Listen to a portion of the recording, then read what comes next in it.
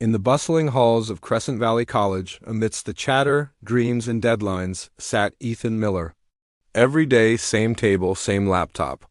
And every day a girl would pull up the chair right next to him. Her name was Ava Thompson, and her smile could light up the entire room. For a while, it was just shy glances and small smiles. But one afternoon, Ava's chair bumped into Ethan's. She laughed, a sound like soft bells. "Oops, my bad. I think destiny wanted us to talk." For the first time, Ethan looked up and truly smiled back. "Well," he said, "destiny did the right thing then." And just like that, their story began. After that day, the cafeteria became their world.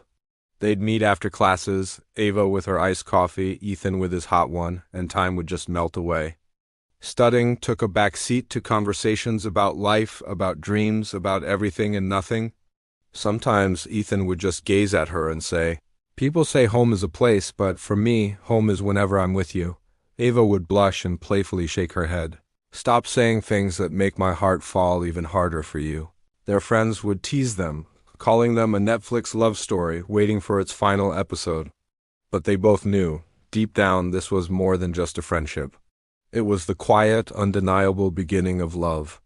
Then one day, their perfect world shattered. Ava's dad got a job transfer to Chicago. The whole family had to move within a week. She called Ethan to the cafeteria for one last time. The silence between them was heavy, neither able to meet the other's gaze. Finally, Ava whispered, her voice trembling, "Ethan, what if this distance ruins everything?" He gently took her hand, his touch a silent promise. When the soul loves, distance just becomes a number. Tears welled up in Ava's eyes. "But how will I live without you?" Ethan looked out the window at the evening sky. "We'll live under the same moon," he said softly, "and one day, destiny will bring you back to me." That evening, as they said their goodbyes, it felt like the sky was crying with them. The months that followed were a blur of loneliness. Ava in Chicago, Ethan back at Crescent Valley. Their lives were busy, surrounded by people, yet their hearts felt empty. Ethan would still sit at their table in the cafeteria, whispering to an empty chair, "Ava, I hope your coffee is still as sweet as your laugh."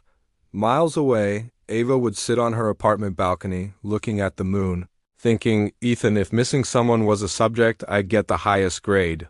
Slowly. Inevitably, the calls got shorter, the texts became less frequent. The love they shared grew quiet, but the flame inside their hearts never truly went out. A year later, an invitation arrived. Ethan's friend Ryan was getting married. Ava received the same invitation, completely unaware that Ethan would be there. The wedding hall was a magical place, sparkling with lights and filled with joy. Ethan walked in, greeting friends, and then he stopped. His whole world paused. Standing across the room was Ava, the same enchanting smile, the same deep eyes that held a universe of stories. Her breath caught in her throat. Time seemed to rewind, and they were back in the cafeteria. Ava took a tentative step closer, her voice barely a whisper. "You said destiny would bring us back?" A slow, warm smile spread across Ethan's face. "And destiny never breaks its promises." She looked into his eyes, her heart pounding. "Do you still love me?" Ethan's voice cracked with emotion. "Ava," he said, "I never learned how to stop." In that moment, they closed the distance, and as they hugged, the entire wedding.